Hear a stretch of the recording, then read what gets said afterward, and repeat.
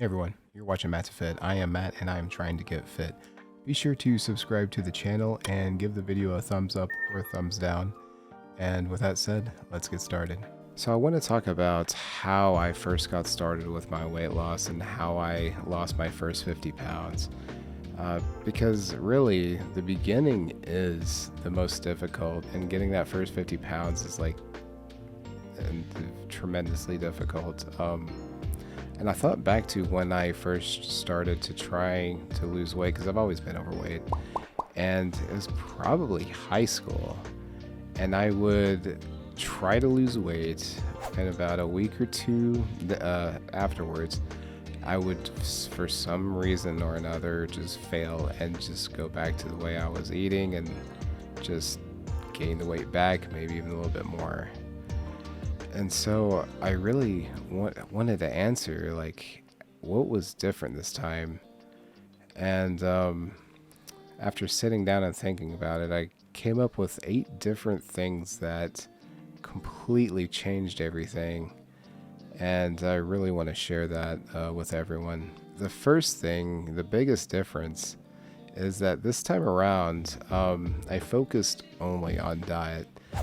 And I made small, gradual changes to my diet, and I didn't change really anything else. Like, I didn't go to the gym. Normally I would just like go 7 days a week, and then I would get burnouts, and I just continued doing what I was doing, which is not very much at all. I have a dog, I think you can see him now. I would take him for a walk before I even started, but I just continued doing that after I started my weight loss, and it kind of shows that you can just lose weight without exercising. Now, after I hit the 70-pound mark, my weight loss slowed down, so I did add like some jogging, like once or twice a week, and it wasn't very far because jogging with 300 pounds, it's not easy. And so making these diet only changes to my lifestyle really helped, and that's probably the biggest thing that helped with my current success. The next biggest thing at number 2, I would say, is probably my mental perspective of the process. So before, I would have like 150 pounds to lose, and that's what I focused on. I had to lose 150 pounds, and just having that monumental number was already stacking the deck against me. So this time around, I focused on just like little baby steps, like 5 pounds or 10-pound goals. And then eventually it got up to tens and tens, you know. The third thing is probably, I would say, as important as the first two. Maybe it's even at number 1, but ending this failed self-repeating cycle of where I would like kind of eat something that I wasn't supposed to eat, and then I would just go the rest of the day eating anything and everything that I wanted because I already had cheated on my diet. So what? I mean, it's no big deal. I've ruined the whole day because I ate one little thing wrong. And so this time around, if I do eat something that I wasn't planning to, or I kind of had a weak moment and just, ate it, I just log it, and then, MyFitnessPal, and then I would just continue the day counting my calories. And if it was a really big mess up, like 1,000, 2,000 calorie meal, I would take that into consideration and try to reduce the amount of calories so I'm not over my daily intake by a significant amount, or more significant than it normally would be. And I feel like that has been just absolutely tremendous in being successful in my current weight loss. So at number 4, this is probably common sense, but I stopped bad habits and I created healthy ones, maybe to even replace the bad ones. So to elaborate on this, one of the bad habits that I stopped myself from doing once I realized I was doing it was eating while watching like TV shows or movies or something.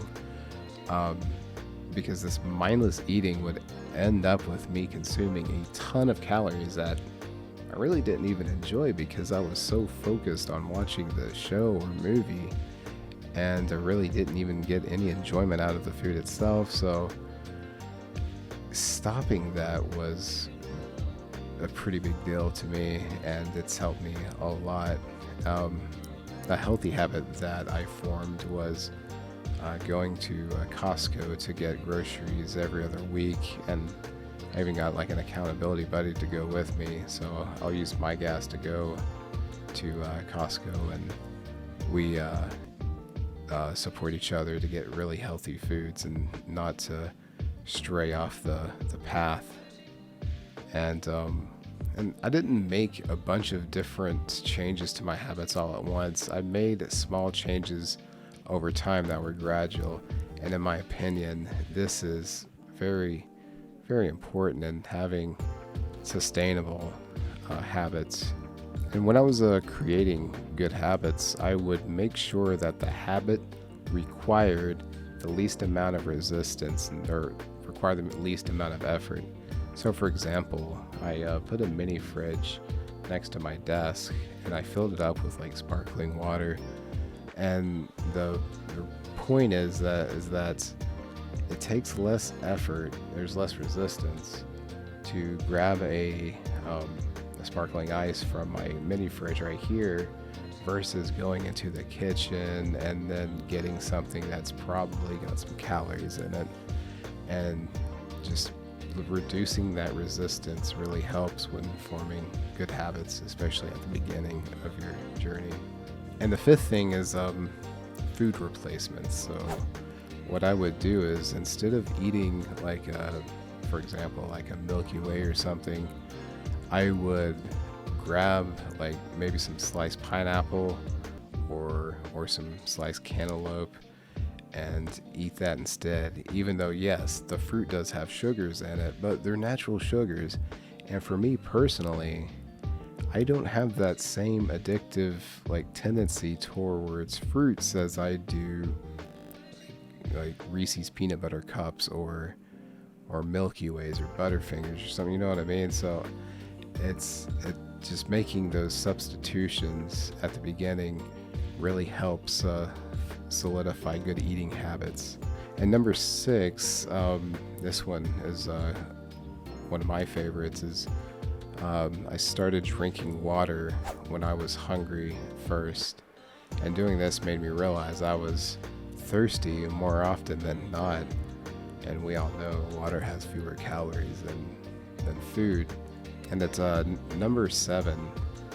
I put up a dry erase board in my room, and one of them, I actually got 2 of them. One of them is over there somewhere. I can't really point to it right now, but I have like the weights. When I do my weekly weigh-in, or actually I weigh in daily, but I have weekly weights that I try to meet. And then I have maybe some motivational things on there, like the reason why I'm doing my weight loss journey, so that I'm constantly thinking, especially at the beginning, because you know life throws all kinds of things at you, and you can easily get distracted or lose the thought process of thinking about, oh, I'm on this diet, I need to eat this, and I need to make sure I don't slip up. So it really helps keep that in your mind all the time, because you're constantly just looking at it, and it really helps, especially at the beginning. And at number 8, there are some mantras that I would tell myself over and over again. And one of them is that whenever I would have like a really bad like sugar craving or a hunger pang, I would tell myself that this feeling will go away soon. Just deal with it. It'll go away soon. It'll go away soon. And that helped realize that, you know, I'm in control. I'm not a prisoner to food. And another mantra that helps with that is telling yourself that you're in control. You can do this. And Another one is telling myself that I'm just thirsty, and it just really helps to get that habit formed at the beginning.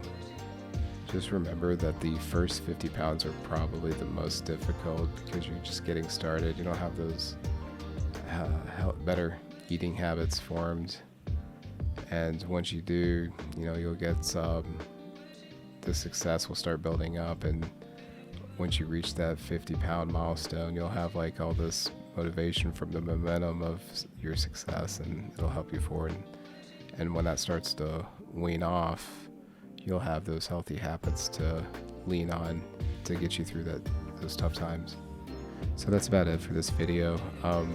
Thanks for watching. If you enjoyed it, subscribe to the channel, like the video, and I'll see you guys next time.